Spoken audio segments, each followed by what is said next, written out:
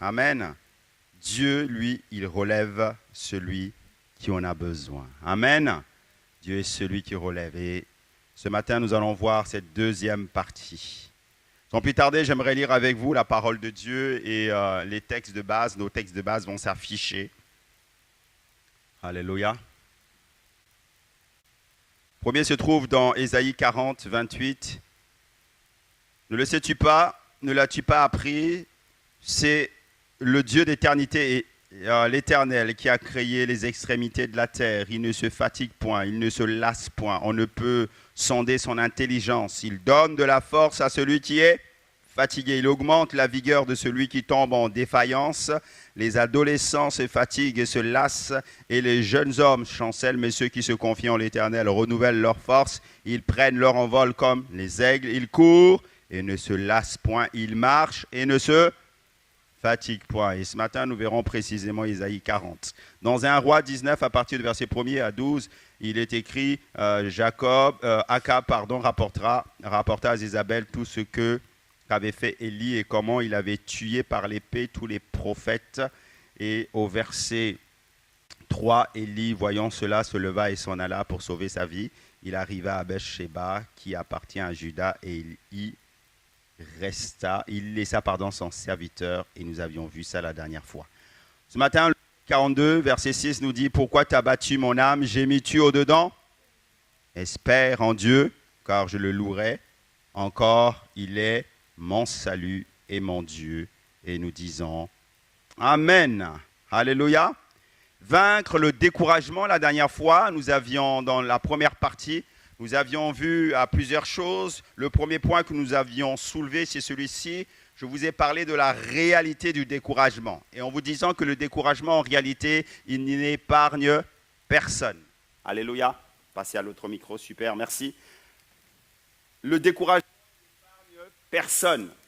Ce n'est pas seulement pour les personnes néophytes qui commencent dans la foi, non. La réalité même avec Élie, c'est que le découragement, il atteint ceux qui sont les plus spirituels, ceux qui sont les responsables, ceux qui sont au-dessus, qu'on pourrait dire, ils ont une grande foi. Oui, le découragement, il attaque déjà, premièrement, ces personnes-là. Ce qui veut dire que chacun d'entre nous, oui, on peut être découragé, justement. On peut être découragé. Et le deuxième point que nous avions vu ensemble, nous avons vu la tendresse de ce Dieu que nous aimons envers celui qui est fatigué, envers celui qui est découragé. Il y a une tendresse de Dieu, une pédagogie de Dieu pour venir relever, pour venir guérir, pour venir s'occuper de la personne qui est découragée. Et c'est ce que nous avons vu ensemble au travers de la vie d'Élie. Amen. Ce matin, j'aimerais poursuivre avec vous dans ce message. Quand les forces s'épuisent, ah oui, notre Dieu est celui qui renouvelle. Et le troisième point, ce matin, se nomme comme si quand l'âme parle, se parle à elle-même. Et au travers du psaume 42 que nous avons vu ensemble, nous allons là découvrir les clés ce matin qu'il y a dans le fait de parler à nous-mêmes, une clé pour nous, pour vaincre le découragement. Quand l'âme se parle à elle-même. Ésaïe 42 est affiché, c'est ce texte que nous avons déjà lu en verset de base.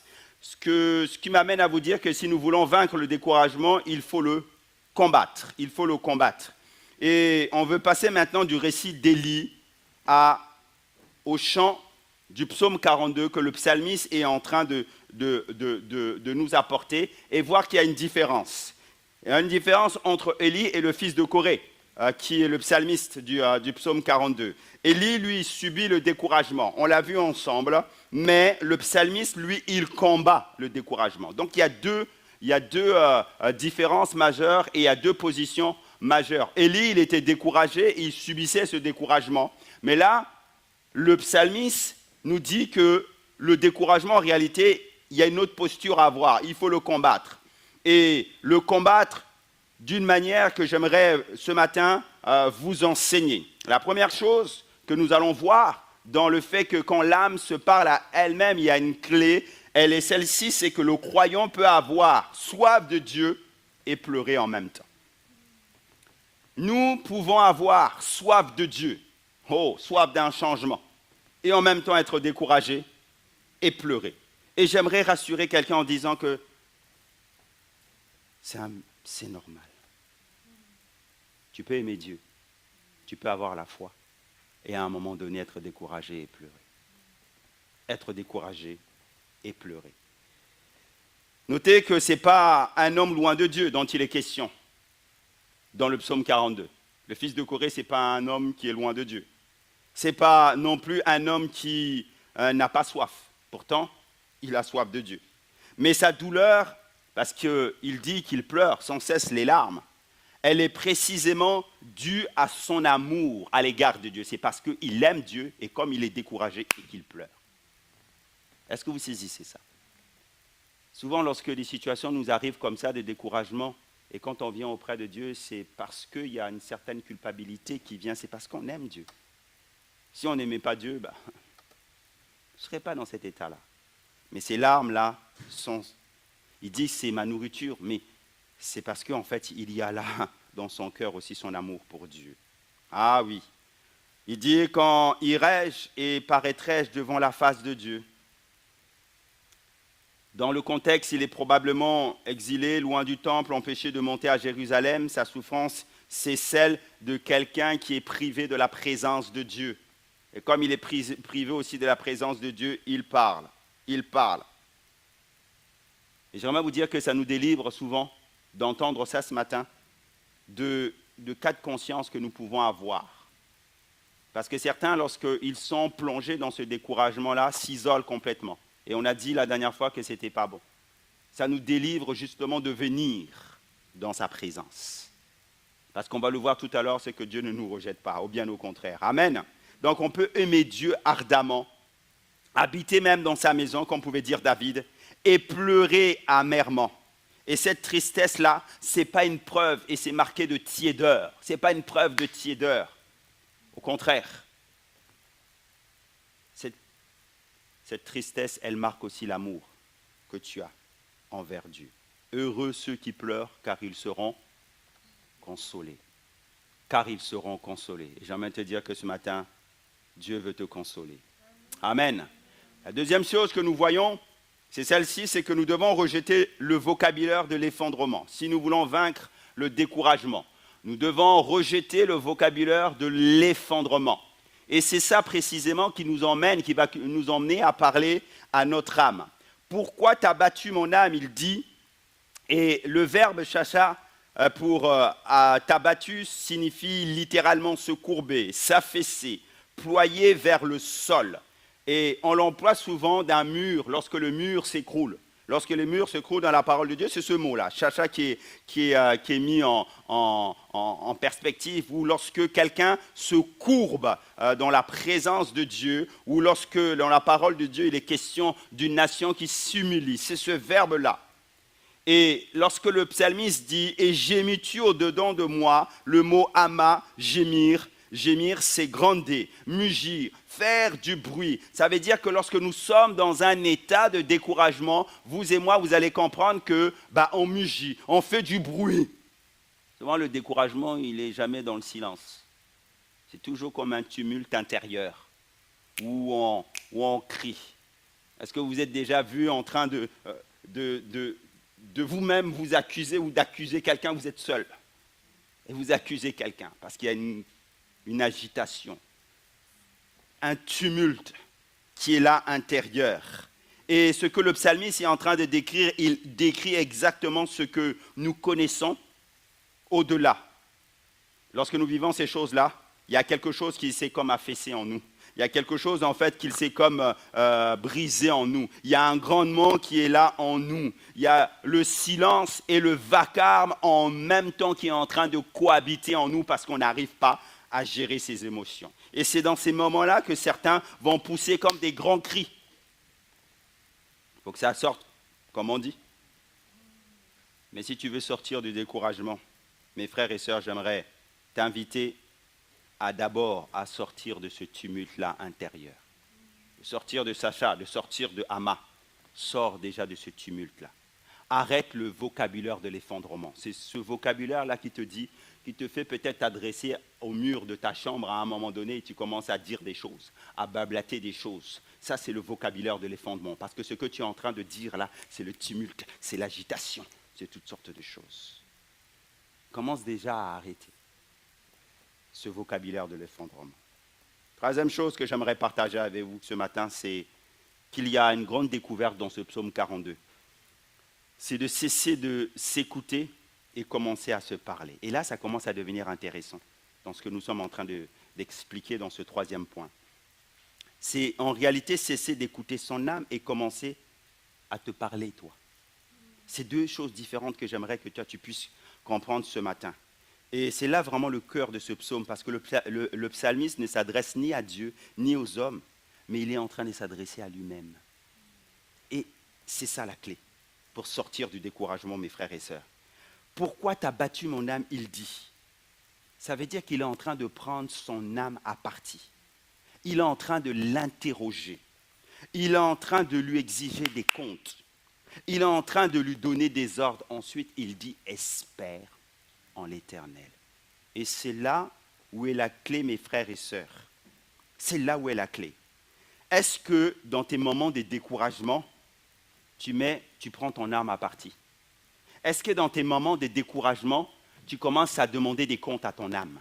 Est-ce que dans tes moments de découragement, tu donnes des ordres à ton âme, du style « arrête de pleurer un peu là, arrête de gémir. C'est bien, tu as dit tout ça là. Ouais, mais arrête. Arrête maintenant. » Et tu vas commencer à lui dire « mais pourquoi tu fais ça? Pourquoi tu dis ça? Pourquoi tu penses ça? » Espère en l'Éternel. Et mes frères et sœurs, c'est précisément ce qu'il faut faire. Et j'aimerais rassurer quelqu'un en disant que quand tu fais ça, tu n'es pas fou. Hein. Parce que si par hasard quelqu'un passe par là et te voit en train de faire comme ça, il peut penser que non, tu n'es pas fou. Alléluia. Tu n'es pas un toc-toc. Hein? Tu es quelqu'un qui est solide et tu es en train d'appliquer une règle importante. D'ailleurs, les psychologues l'ont bien compris, lorsque tu viens chez eux, ils te font asseoir. En réalité, il n'a pas d'autre méthode. La seule, c'est de te faire parler. Vous comprenez? Raconte. Mais tu vas dire à ton âme, tu vois tout ce que tu es en train de dire là. Mais c'est pas vrai ça. Ah, c'est pas vrai ça. Espère en l'Éternel. Prends ton âme à partie. Alléluia. Le verbe espérer dans l'hébreu, c'est yachal. Ça veut dire attendre avec confiance, se tendre vers Dieu, patienter en comptant sur quelqu'un. Lorsque tu dis à ton âme, espère en l'Éternel, tu vas lui dire maintenant, il faut que tu patientes à la solution de Dieu. Il faut que tu patientes ce que Dieu va faire dans ta vie, parce qu'il va le faire. C'est pour ça que le docteur Nathan Lloyd Jones dit, et ça va s'afficher, c'est très important ce qu'il dit là. Pascaline, merci. Il dit, le principal malheur du croyant abattu, c'est qu'il s'écoute lui-même au lieu de se parler à lui-même. Il faut prendre son âme en main, la confronter, lui rappeler qui est Dieu et lui demander d'espérer. Il fait le commentaire du psaume 42 et il comprend ce que nous sommes en train de dire. C'est qu'à un moment donné, le principal malheur du croyant qui est abattu, qui est découragé, c'est qu'il écoute plutôt son âme parler au lieu de prendre son âme à partie et de confronter son âme, de demander à son âme de rendre compte et de dire à son âme d'espérer à l'Éternel. C'est soit tu écoutes ton âme, ou sinon tu lui parles. Et j'aimerais t'inviter à lui parler pour sortir du découragement. Alléluia. Parle à ton âme. Amen. Vous voulez bien comprendre la distinction qui existe, parce que ton âme, en fait, quand tu es découragé, quand tu es sous un esprit de découragement, il va te faire des discours. Ton âme, tu sais, elle connaît aussi la théologie. Hein? Ton âme, il va commencer à parler, à te dire, mais tu n'y arriveras pas. Il va même te citer des versets pour cela. Il va même te dire, écoute, tu ne changeras pas. Regarde-toi, regarde ce que tu as fait. Il va te dire, tu sais, Dieu s'occupe des autres, mais jamais de toi. Si quelqu'un est présent dans ce lieu qui pense ça, que Dieu s'occupe des autres mieux que toi, je vais même te dire, dis à ton âme là, c'est faux ce que tu es en train de dire. C'est faux ce que tu es en train de dire. Parce que Dieu t'aime. Alléluia. Autant que ta sœur que tu vois, peut-être que tu penses que cette sœur-là, elle est mieux lotie que toi. Non, Dieu t'aime aussi. Alléluia. Ah oui. Ton âme va te dire que, écoute, ça ne sert à rien de continuer. Et tant que tu l'écoutes blabéter ce genre de choses, dire ce genre de choses-là, tu seras vaincu. À un moment donné, il faut lui dire, écoute, arrête. Je t'ai assez entendu maintenant. Ça s'arrête là, ce discours-là. Je te prends maintenant à partie. Quand tu as vu que les autres étaient bénis sauf moi, là, elle va commencer à rester dans le silence. Tu vas l'interrompre. Tu vas lui retourner toutes ces questions-là. Et après, tu vas dire, espère en l'Éternel. Espère en l'Éternel. Et c'est comme ça que la force de Dieu va commencer à entrer en toi. Alléluia. Le psalmiste continue et il nous parle des armes qu'il a à sa disposition pour sortir justement. Et c'est mon point 4, les armes. De sortir justement du découragement, c'est la mémoire et la parole. Il y a deux armes pour sortir du découragement dans ce psaume 42. C'est la mémoire et la parole. La première arme, c'est la mémoire. Est-ce que tu sais que le fait de rappeler à ton âme ce que Dieu a fait, c'est vraiment une clé. Amen. La mémoire. Il dit au verset 5, je me rappelle. Plus loin, il dit, je pense à toi depuis le pays du Jourdain, depuis l'Hermon, depuis la montagne des Mythières. Verset 7. Ça veut dire que à ce moment-là, il ne nie pas la situation dans laquelle il est. Mais il refuse simplement que cette situation soit son seul horizon. C'est ça. Tu dois refuser que cette situation-là soit ton seul horizon. Il y a autre chose pour toi. Et donc, il va convoquer ce qu'on appelle le Dieu du passé. C'est ce que Dieu a invité Israël à faire. Israël, souviens-toi. Et là aussi, toi aussi, tu vas te souvenir de toutes les grâces. Parce que personne dans sa vie jusqu'à présent, là, n'a pas vu la bonté de Dieu. Non, si tu me dis ça, c'est qu'il y a un problème. Donc, tu vas commencer à dire, je me souviens, en 1900, selon ton âge, suite à ça, moi, je pourrais dire, le Seigneur m'a gardé de l'accident. Alors que j'étais étudiant, je travaillais à la piscine de Saint-Quentin. J'étais sur la A13, je rentrais chez moi sur Mantes-la-Jolie. Et là, tout d'un coup, je ne sais pas ce qui s'est passé. Normalement, j'aurais dû mourir. Mais ma voiture s'est déplacée d'une manière extraordinaire, comme portée par des anges, pour reprendre la direction dans laquelle, si j'allais tout droit, elle a fait ça. Vous avez déjà vu sur la voiture, sur une autoroute, une voiture faire ça pour éviter le crash? Ça, c'est Dieu. Tu vas commencer à te souvenir de ça. Et tu vas commencer à parler, à te rappeler du passé par rapport au présent des larmes dans lesquelles tu es. Parce que quand tu es en train de faire ça, les larmes sont là. Les larmes sont là. Alléluia. Mais tu vas rappeler la bonté de Dieu pour mieux appréhender le présent dans lequel tu es. Alléluia. Que quelqu'un dise amen à ça. La seconde arme, c'est celle-ci, c'est la parole qui est proclamée à ce moment-là. Il dit au verset 9, ce psalmiste, il chante même, le fils de Corée, il dit le jour, l'Éternel m'accordait sa grâce, la nuit je chantais ses louanges, j'adressais mes prières au Dieu de ma vie. On va dire à quelqu'un que le découragement se combat à voix haute. Ça se combat jamais la bouche fermée. Le découragement se combat à voix haute. C'est pour ça que souvent on vous dit qu'il faut que ça sorte. Parce que tant que ça reste ici, là, on est dans ce qu'on a vu avant, le tumulte. Ça. Il faut que tu sortes, même si c'est la colère, sors là. Le découragement se combat à voix haute, par le chant, par la proclamation, par la parole qui est déclaré. Alléluia. Je dis souvent en réunion de prière, quand vous êtes tellement découragé et que vous ne pouvez même pas prier, chantez, louez Dieu. Parce que c'est en louant Dieu. Vous savez, les psaumes étaient chantés. Pas des lectures, c'était chanté.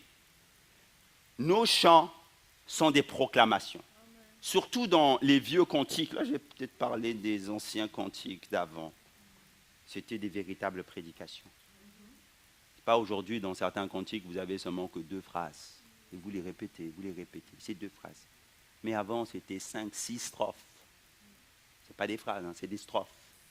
Et ça te racontait toute la théologie. Quand tu chantais ça, c'était la parole de Dieu. Et la parole, nous savons qu'elle est créatrice. Elle crée des choses en nous. Alléluia. Alors que tu es en train de chanter ça, la parole de Dieu, elle est en train d'impacter ta vie. Elle est en train de changer. Elle est en train de chasser le découragement. Elle est en train de faire toutes choses nouvelles. Le découragement ne se combat jamais à voix off.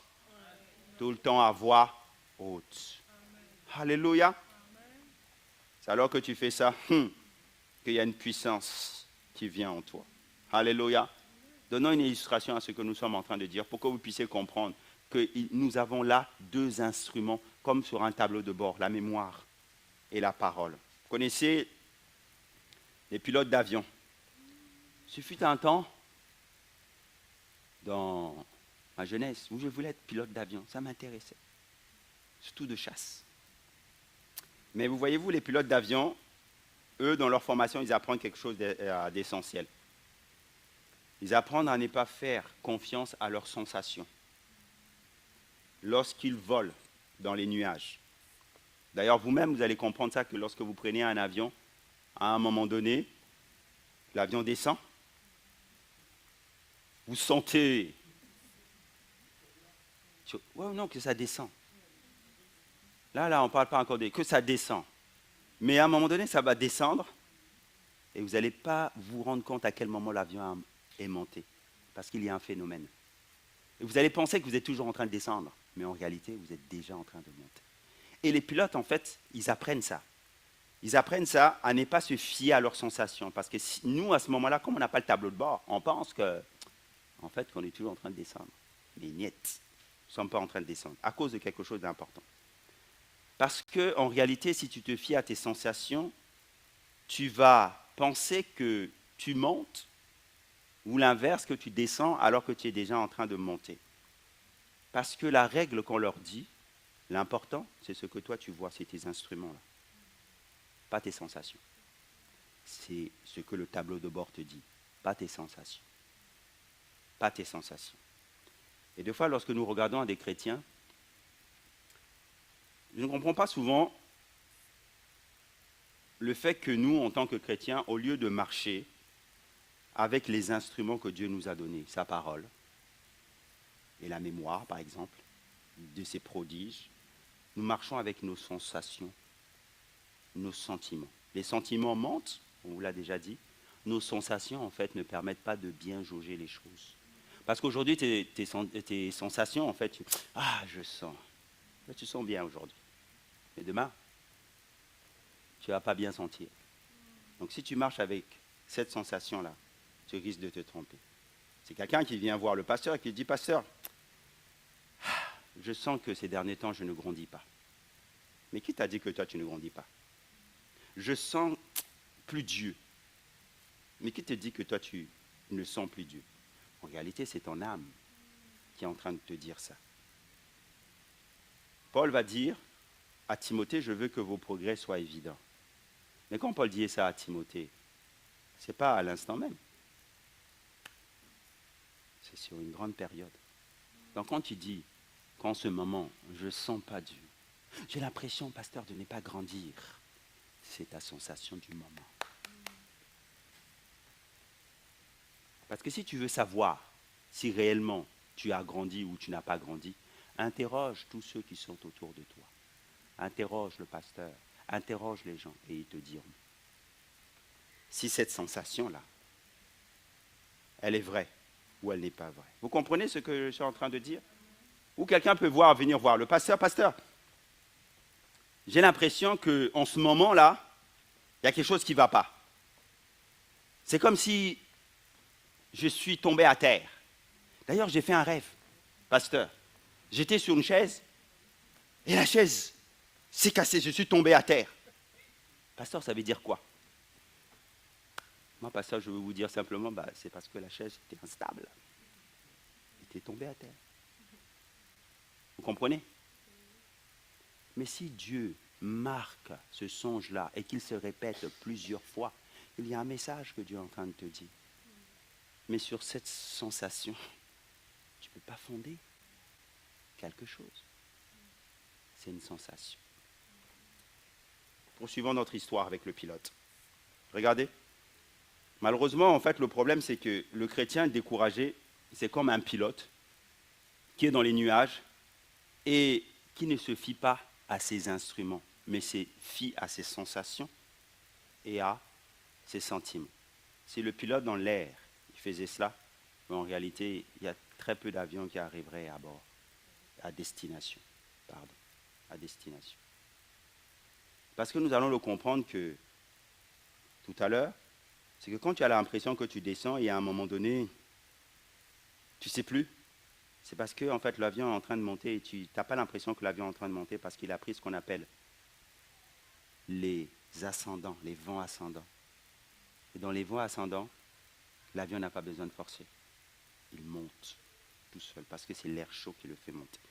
Et toi, dans tes sensations, ça, tu n'as pas senti. Mais l'instrument dit que l'avion a pris une autre altitude. Vous comprenez?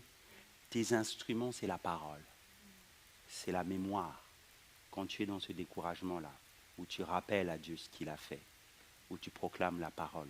Et c'est ça qui te fait sortir du découragement. Que quelqu'un dise amen à ça. Alléluia.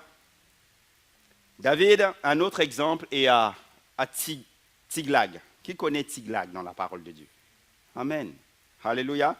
Pour ceux qui ne connaissent pas cette histoire, vous irez en 1 Samuel 30 et découvrir vraiment une histoire difficile dans la vie de David. Et c'est une situation où le prophète David va être complètement découragé. Il revient, il a laissé ses femmes, ses enfants et le peuple avec qui il était, les 400 hommes, vous vous souvenez, qui vont être avec lui, qui vont se rassembler avec David dans la caverne d'Adulam. Et c'est avec eux que Dieu va faire le projet pour Israël. Ils s'en vont combattre parce qu'ils sont poursuivis par l'armée de Saül. David a été proclamé roi, mais il n'est pas encore roi, il ne règne pas. Donc il est persécuté par Saül. À un moment donné, pour gagner un peu plus de temps, il laisse les femmes, les enfants dans ce village-là. Quand ils arrivent, les femmes et les enfants ont été pris.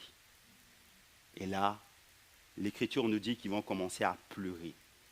Le texte dit, ils pleurèrent jusqu'à ce qu'ils n'eussent plus la force de pleurer. Il y a des moments où tu pleures, ou même les larmes. Tu as tellement pleuré. Ou même les larmes ne sortent plus. Et pire encore, les hommes qui étaient contre David vont commencer à penser qu'il faut le lapider. David, c'est ta faute. Si nos enfants ont été volés, pris, on ne sait même pas s'ils sont morts ou pas. L'Écriture nous dit que dans 1 Samuel 30, verset 6, David fut dans une grande angoisse. Mais David reprit courage et s'appuya sur l'Éternel, son Dieu. Ça, c'est ce que le texte nous dit. Mais laissez-moi vous expliquer ce qui s'est passé en lui. David n'avait personne pour l'encourager à ce moment-là. Parce que tous ses soldats voulaient le lapider. David n'avait aucun prophète pour venir lui dire, je te donne cette parole, relève-toi. Ainsi parle l'Éternel. Tu vas sortir de cette situation. Tu ne mourras pas, mais et tu raconteras les... Ok. David n'avait pas d'amis, écoutez-moi, pour venir lui dire, tiens, est-ce qu'on peut s'appeler, je vais t'appeler sur WhatsApp et on va passer un bon temps dans la prière. David n'avait aucun soldat pour venir lui dire, chef, je suis avec toi, tous voulaient sa mort. Qu'est-ce qui va se passer? Il a dû aller chercher lui-même en Dieu ce que personne autour de lui ne pouvait lui donner comme encouragement. Il a été obligé de chercher lui-même. On connaît la fin de l'histoire, c'est qu'ils vont retrouver leur famille. Mais j'aimerais dire à quelqu'un, c'est qu'il y a des jours où l'on n'aura pas d'encourageur Il y a des jours où le pasteur ne viendra pas t'appeler pour t'encourager. Il y a des jours où tu ne verras pas cette sœur-là qui a l'habitude de t'encourager, t'appeler et t'encourager. Il y a des jours où le frère un tel sera au bonnet absent et ne pourra pas te donner cette parole d'encouragement. Et c'est dans ces moments-là que toi-même tu iras puiser en Dieu. Comment? La mémoire et la parole sont tes instruments pour sortir de découragement. Que quelqu'un dise Amen à cela. Alléluia. Deuxième point ce matin, et c'est le quatrième, j'aimerais vous parler de la promesse des forces nouvelles. Et c'est ce que Dieu nous invite à considérer. Dans Ésaïe 40, on l'a lu ensemble, il dit qu'il donne de la force à celui qui est fatigué. Il augmente la vigueur de celui qui tombe en défaillance. Et là, nous allons aller dans la profondeur du message de ce matin. La première chose, c'est que le contexte est celui d'un peuple qui croit que Dieu ne regarde plus sa personne. Si vous lisez le verset un peu plus tôt, au verset 27, il est question de ceci. L'Écriture nous dit, pourquoi dis-tu Jacob, pourquoi dis-tu Israël, ma destinée est cachée devant l'Éternel, mon droit passe inaperçu devant mon Dieu. C'est la plainte d'un peuple qui dit que je crois en toi, je sais que toi tu existes, mais tu ne vois plus mon cas. Ça, c'est ce que fait le découragement. Je sais que tu existes, je sais que tu es grand, mais mon cas là, toi, tu ne le vois plus. C'est le découragement du croyant qui est exilé à Babylone pendant toutes ces décennies, qui a cessé d'attendre la délivrance de l'Éternel. Et ils sont découragés complètement. À quand? Et j'aimerais dire à quelqu'un, c'est que dans leur théologie, la théologie, elle est intacte. Et souvent, quand nous traversons des moments de découragement, notre théologie, elle est intacte. Ce n'est pas ça qui fait défaut. On sait que Dieu est grand, qu'il est le Dieu de miracles, qu'il est celui qui est capable, qu'il est celui qui est capable d'agir. On sait qu'il est tout cela. Notre théologie, elle est intacte, mais qu'est-ce qui cloche? C'est notre capacité à espérer. C'est notre capacité à espérer. Si tu pouvais comprendre ça, mon frère, ma soeur, ce matin, tu vas comprendre là une clé. Et souvent dans le découragement, c'est ça. Ce n'est pas un problème de théologie. Ta théologie, elle n'est pas erronée, elle est bonne. Mais l'espérance fait défaut. L'espérance fait défaut. Et le drame pour nous, c'est que quand Dieu répond, il ne répond pas en t'expliquant pourquoi le retard, pourquoi j'ai attendu. Il ne donne pas des explications en disant que, ah, tu sais, il y a eu tel ou tel virage. L'ange, en fait, il s'est trompé. Il a pris une mauvaise route. Il a pris du retard. Il ne te dit pas qu'il y a eu des turbulences, comme lorsque l'ange Michael a été dépêché pour apporter la réponse à Daniel. Il a été empêché par le prince de Perse. Dieu ne te dit pas ça. Il te dit seulement, je suis Dieu, orné là. Voici la révélation. Je suis celui qui est. Je suis celui qui va agir dans cette circonstance. Il te dit, je suis Yahvé Jiré. Il ne donne pas d'autre explication. Waouh! La promesse des forces qui seront renouvelées. Tu te dis, je vais renouveler. Je vais agir. Crois-tu cela? Alléluia. Deuxième chose, pour comprendre vraiment que Dieu est celui qui renouvelle nos forces, c'est ceci, c'est de comprendre que le Dieu que nous servons, il ne se fatigue pas. Ah, Dieu ne se fatigue pas. Et là, j'aimerais vraiment qu'on puisse regarder à l'hébreu parce que c'est trop fort. Nous, dans nos versions françaises, là, ça manque de clarté et ça manque ce que Dieu veut dire. Parce qu'en réalité, la parole de Dieu, est-ce que vous savez que Dieu, c'est vraiment un blagueur? Vous savez ça? Vous ne connaissez pas ça? En fait, plusieurs fois dans la parole de Dieu, en fait, Dieu... Regardez, juste une histoire. Élie, lorsqu'il est sur le mont Carmel, quand il est en face des 400 prophètes de Baal, en réalité, si vous lisez dans l'hébreu ce qu'il est en train de leur dire, vous allez vraiment rigoler. En fait, il se moque d'eux, quoi. Nous lisons comme ça, simplement comme ça, là. Non, Élie dit, il mit même la scène, il dit, ouais, peut-être que vos dieux, ils sont partis se promener. Non, mais Dieu, c'est vraiment un blagueur. Et là, dans ce psaume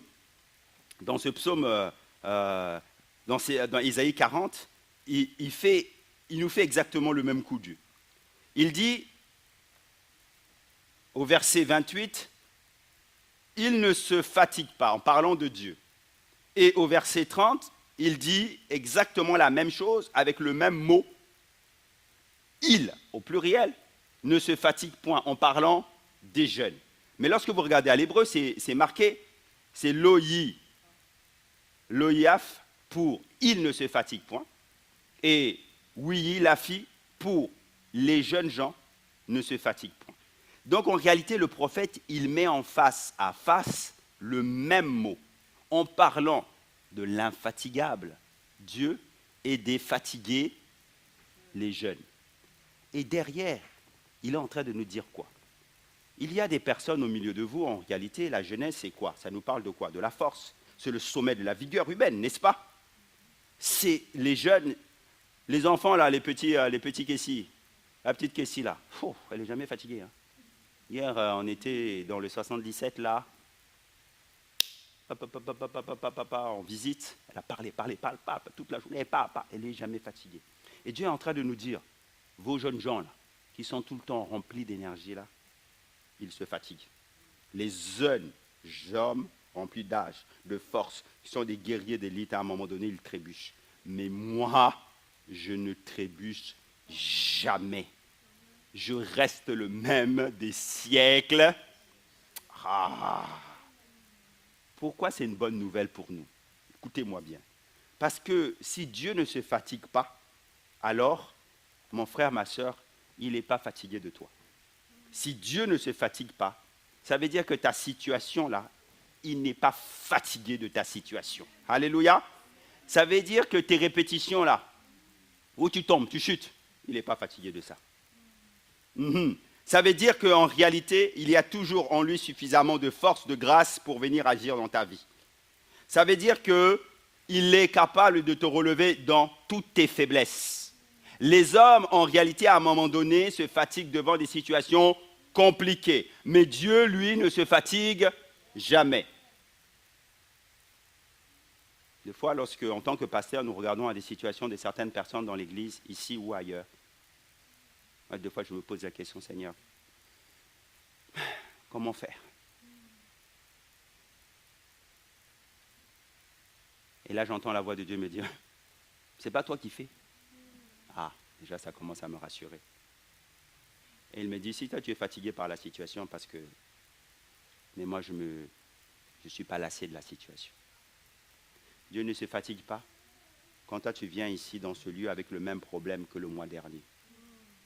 Parce que Dieu, il sait qu'il est capable de te donner toutes les forces nécessaires pour que toi, tu puisses être relevé dans le nom de Jésus. Alléluia. Yes. Yes. Troisième chose que je parle avec vous ce matin, j'aimerais vous parler du Dieu qui donne. Parce que dans le verset 29 d'Ésaïe 40, il dit, il donne de la force à celui qui est... en hébreu, c'est noten, laef, koach. Et il y a 3 dimensions dans ça. Et ces dimensions-là sont relatées. Et j'aimerais que vous puissiez retenir ça. C'est comme une clé pour nous ce matin. Le premier, c'est de comprendre que le verbe donner, là, il donne. Et là encore, le français n'est pas juste dans ce qu'il écrit. C'est pour ça qu'il faut des fois aller dans l'original. Il dit, la parole de Dieu nous dit dans nos versions, il donne. Second a traduit donne. Mais en réalité, le verbe donner, dans l'hébreu, il faut le voir comme un participe, donnant. On devrait dire il donnant, mais ça ne résonne pas bon en français.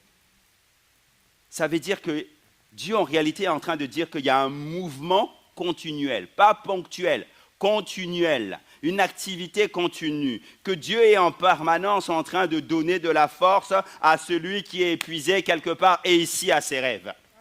Il donne en permanence de la force à celui qui est fatigué. Ça, c'est la première observation. La deuxième observation, c'est de comprendre la destination, le bénéficiaire de la force de Dieu.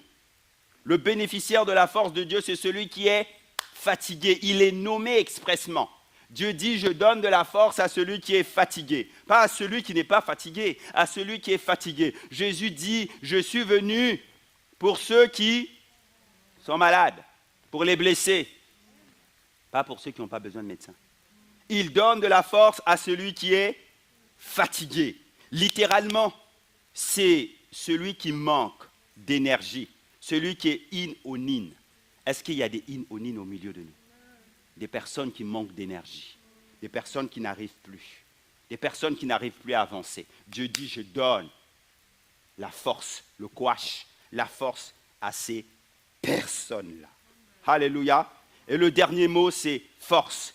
En hébreu, c'est courage. Il désigne la capacité, la ressource, la puissance de faire quelque chose. Souvent, le découragement nous empêche de faire quelque chose. Mais Dieu dit, je suis capable de te donner le courage nécessaire pour que toi, tu aies la capacité désormais de faire quelque chose. Désormais, d'avancer avec Dieu. D'avancer avec Dieu. Ça veut dire que Dieu promet d'abord de te donner la force que de changer tes circonstances. Je reprends.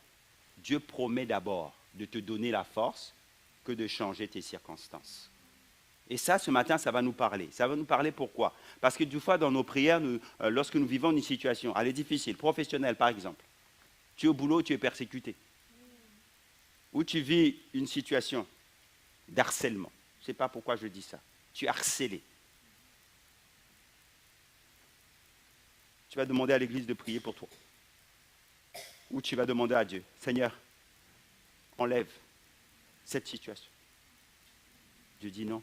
La première chose que je fais, ce n'est pas d'enlever la circonstance, c'est de te donner le courage, la force nécessaire pour que toi tu puisses traverser cela. Alléluia. C'est de te donner cette force-là pour que toi tu puisses traverser ça. Pourquoi? Parce que Dieu vise deux choses. Premièrement, il vise que toi tu sois fort. Alléluia. Parce qu'il veut te transformer au travers de la circonstance. Voilà pourquoi il ne l'enlève pas.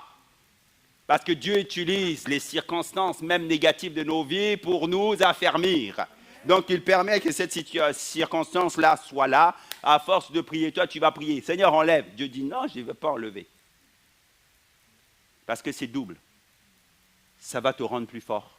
Et je vais te donner le courage nécessaire pour traverser ça. Que quelqu'un dise Amen à l'Éternel. Alléluia. Quatrième chose ce matin. Et on finit avec ça. J'aimerais vous parler du verbe s'attendre à l'Éternel. Il est écrit ceux qui se confient en l'Éternel. Le verbe kava, qui signifie se confier. Ça veut dire se confier. Dans sa racine, en fait, ça fait référence à tisser quelque chose, un fil, à tendre un fil. Et dans la racine kava, il y a aussi un mot, cave, qui signifie la corde, le cordeau. Kava, cave, corde, tisser. Ok? Ça veut dire que quand tu t'attends à Dieu, on ne s'attend pas à Dieu patiemment, les bras croisés comme ça. Dieu nous dit que le secret pour sortir en fait du découragement, c'est de s'attendre à lui. Mais s'attendre à lui, c'est quoi? C'est se tisser à Dieu. Ça veut dire faire un. Ça veut dire qu'il faut que ta vie se tisse, s'entrelace avec celle de Dieu. C'est comme un fil. Le fil, lorsque vous le prenez comme ça, quand il est tout seul, il est fragile, il se casse. Mais si vous le tissez avec d'autres, il devient fort. D'ailleurs, en termes de mariage, on dit que la corde à 3 fils ne se rompt pas parce qu'ils sont tissés avec celle de Dieu. Ça ne se rompt pas facilement. Tu dois inviter couple Dieu dans ta relation. Tu veux que ça aille beaucoup plus loin. Et Dieu dit en réalité, quand tu t'attends à Dieu, tu vas te tisser à lui et tu vas devenir beaucoup plus fort. Tu vas devenir cette corde, pas le fil, cette corde. Ensuite, il est parlé de renouvelle leur force. Ceux qui se confient en l'Éternel renouvellent leur force. Ok? Du verbe renouveler, shalaf, qui veut dire échanger, troquer, remplacer, relayer. C'est le mot en fait qui est employé lorsque nous changeons de vêtements ou lorsque à l'époque ils relevaient la garde. Quand la garde était relevée, les autres, comme ils étaient fatigués, ils partaient et on relevait la garde. Et ceux qui venaient, ils venaient avec des forces nouvelles parce qu'ils n'avaient pas consommé leurs forces. Et Dieu dit en réalité, lorsque toi tu es découragé, quand tu te confies en l'Éternel, tu te tisses avec lui, tu renouvelles tes forces. Ça veut dire que Dieu va remplacer tes anciennes batteries usées. Il va mettre une nouvelle batterie, une nouvelle énergie. En fait, Dieu ne fait pas juste comme ça, peuf, pour que ta batterie, comme lorsque vous savez, votre voiture est en panne et que vous devez rallumer la batterie. Vous allez mettre les câbles pour que la batterie reparte. Mais vous vous apercevez que vous allez bien rentrer chez vous, mais le lendemain, quand vous allez remettre la batterie, elle est encore... Non, parce qu'il faut changer complètement la batterie. Dieu vient, il change complètement ta batterie. Il te donne de nouvelles forces. C'est plus tes forces à toi, mais c'est forces à lui qui vont opérer en toi. Est-ce que quelqu'un aspire à cela ce matin? À des forces nouvelles, des forces que Dieu lui-même va te communiquer. Donc ça veut dire que littéralement, il va changer tes forces à toi. Il va prendre les forces à lui et va te les mettre en toi. Regardez ce que dit Oswald Chambers. Il dit ceci. Dieu ne nous donne pas la force pour hier, ni pour demain, mais pour aujourd'hui. C'est comme la manne, il a donné aujourd'hui.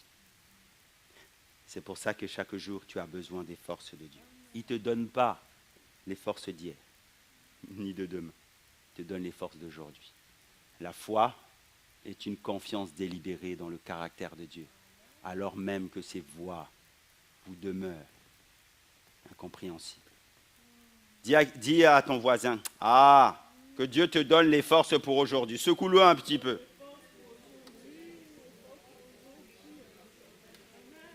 Alléluia.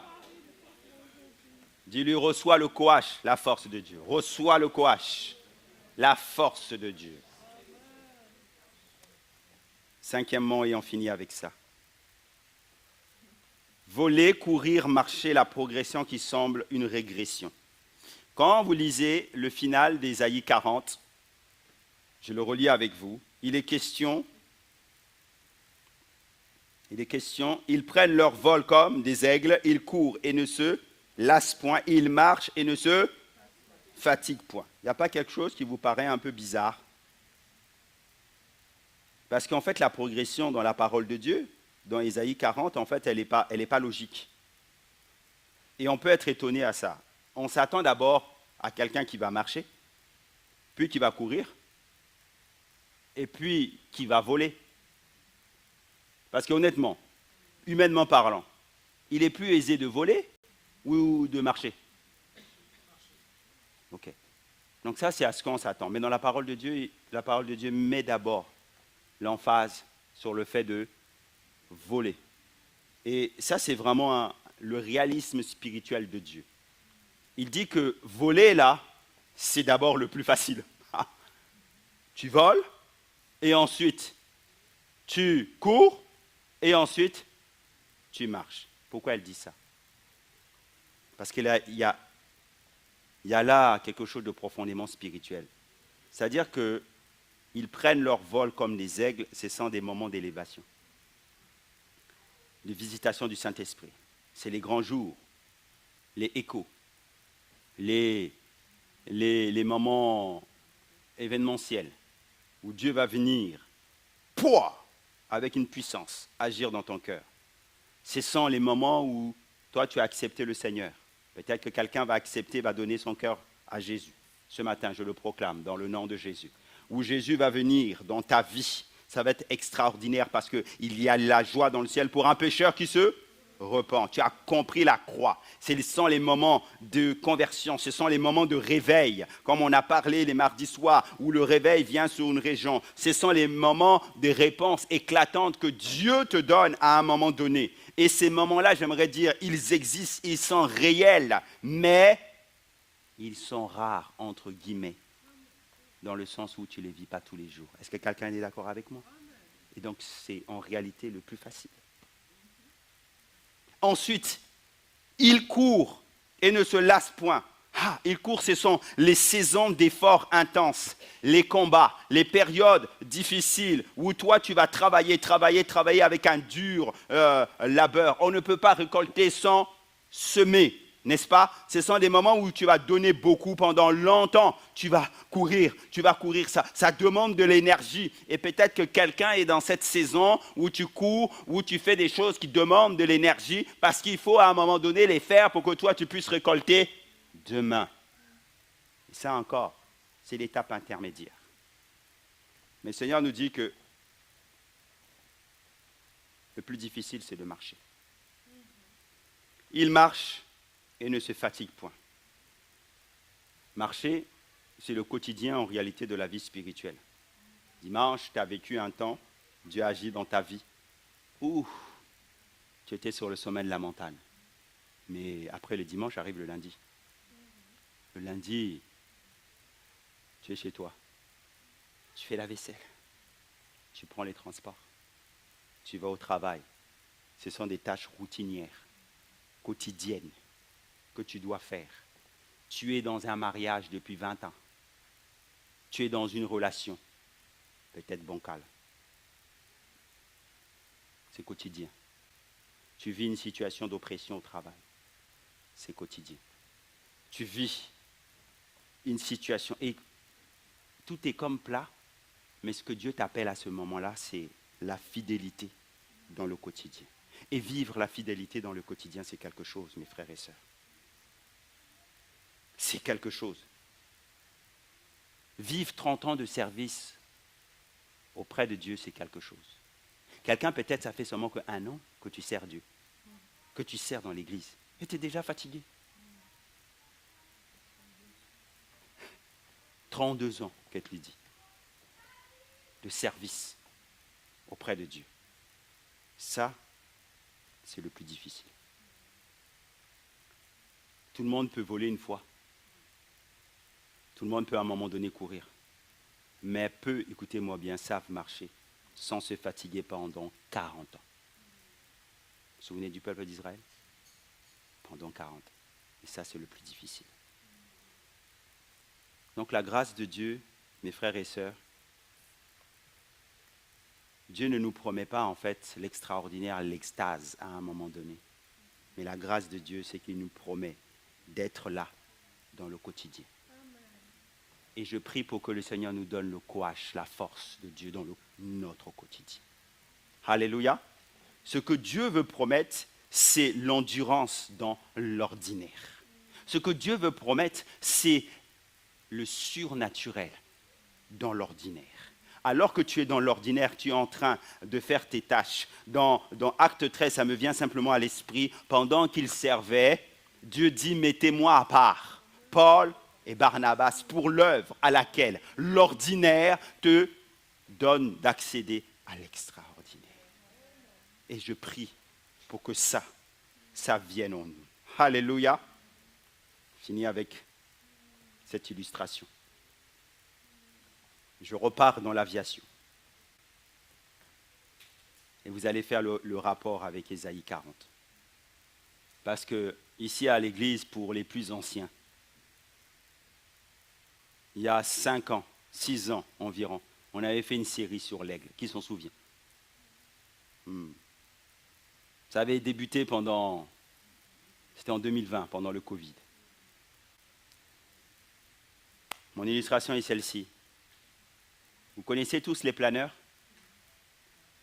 Ces avions-là, ils ont une particularité, c'est qu'ils n'ont pas de moteur. Il y a un pilote. Et vous savez qu'avec un planeur comme ça là, vous pouvez voler pendant des heures et couvrir en réalité des milliers de kilomètres. Et il y a eu des records qui ont été faits par rapport à ça. Comment? En réalité, le pilote, il ne produit pas beaucoup d'efforts, pas beaucoup de force. Mais regardez, il apprend quoi? Il apprend à trouver les courants ascendants. Et je vous disais, les courants ascendants, ce sont les colonnes d'air chaud qu'il y a dans les nuages. Et quand tu les prends, tu montes automatiquement sans faire d'effort. Alors quand Isaïe nous dit que ceux qui se confient en l'Éternel prennent leur envol comme des aigles, ça nous parle. Parce que l'aigle, c'est sa caractéristique, c'est de prendre les courants ascendants. Il déploie simplement ses ailes d'envergure immense et il se laisse porter. Il ne fait pas d'effort et il plane. Il plane dans les airs. J'aimerais dire à quelqu'un, c'est que ton habilité consiste à battre des ailes. Ton habilité à sortir en réalité de ces moments de découragement, c'est le positionnement que tu vas avoir lorsque toi, tu vas simplement déployer tes ailes pour te laisser porter par les courants. En réalité, l'aigle d'Ésaïe 40 fait exactement cela. Il bat des ailes, il ouvre, il laisse les courants l'emporter. C'est ça, s'attendre à l'Éternel. C'est ça l'art, mes frères et sœurs, de ne pas s'épuiser, de ne pas tomber dans le découragement. Quand tu es dans le découragement, ça veut dire que tu as trop brûlé de l'énergie. Tu as trop brûlé de l'énergie. Que quelqu'un dise à son âme, que quelqu'un dise au Seigneur, apprends-moi à prendre les courants ascendants. Dites-le, apprends-moi à prendre les courants ascendants, afin que ta puissance s'accomplisse dans ma vie. Dans ma vie. Alléluia. Il y a le récapitulatif qui va s'afficher de toutes ces 2 premières parties de notre série, Vaincre le découragement. Il y a 7 pas pour sortir du jeûne, pour sortir du découragement. Et ces 7 pas-là vous sont donnés. Et les 7 pas, c'est au travers de la vie d'Élie, et ça reprend ces 2 premières parties que nous avons vues ensemble. Quand tu subis le découragement, première étape, il faut le nommer. Reste pas la bouche fermée. Nomme-le, crie, parle à Dieu. Le premier ennemi du découragement, c'est le silence. Deuxièmement, prends soin de ton corps. On a parlé de ça. Prends soin de ton corps parce que c'est le premier ordre que Dieu va donner à Élie. Mange, mange parce que tu es épuisé. Et ta première mission quand tu es découragé, écoute bien, c'est peut-être d'avoir une bonne nuit de sommeil ou d'aller voir le médecin pour qu'il te donne des choses, pour que ton corps, des vitamines, pour que ton corps se fortifie. Troisièmement, refuse l'isolement. On a dit l'isolement, c'est l'ennemi. Il faut l'abattre, l'isolement. Ça te maintiendra dans le découragement. Ne t'isole pas. Viens. Même si tu tombes à chaque fois. Viens dans la présence de Dieu parce que c'est là que Dieu communique les forces. Amen. Quatrièmement, porte ton âme au lieu de l'écouter. C'est ce qu'on a expliqué ce matin. Prends ton âme à partie, parle-lui, commande-lui, dis-lui espère en l'Éternel. Alléluia. Cinquièmement, nourris-toi de la mémoire de Dieu. On a dit ça. Parle des choses extraordinaires que Dieu a fait. Dis à ton âme, regarde, Dieu a déjà fait ça et il le fera encore. Espère en l'Éternel. Et ensuite, reste dans la tâche que Dieu t'a confiée. Le final de Élie, c'est qu'à un moment donné, lorsque Dieu fait toutes ces étapes-là avec lui, Dieu lui assigne une nouvelle mission. Il dit, maintenant, je t'envoie pour oindre. Oindre qui? Azaël, Jéhu et Élisée pour prophète à ta place. Ça veut dire que de continuer à servir, c'est la clé pour sortir du découragement. Or, certains d'entre vous, lorsque vous êtes découragés, pasteur, je vais faire une pause. Hein? Et je vous fais réfléchir, je dis non. Parce qu'en fait, quand tu sers, c'est là où l'onction de Dieu vient te renouveler. Toi, tu veux te priver de la capacité à Dieu de te relever. Comment veux-tu avancer? Il va donner à Élie le décourager, une nouvelle mission. Vas-y, continue, c'est pas fini. Lui, il voulait la mort. Dieu dit non, c'est pas fini. Nouvelle mission. Pars. Et il part. Et il est renouvelé. Oh, je vais finir avec ça. Sixièmement, reste dans la tâche que Dieu t'a confiée. On a vu ensemble. Et septièmement, attends-toi à l'Éternel. C'est-à-dire, tisse-toi à lui. Tisse-toi à Dieu. S'attendre à Dieu, c'est se tisser à Dieu. Comme un fil qui se tisse. Combien d'entre nous, nous nous tissons à l'Éternel? Afin que ses forces viennent en toi et que ta batterie soit renouvelée. On peut se lever ensemble? J'invite les musiciens. Alléluia.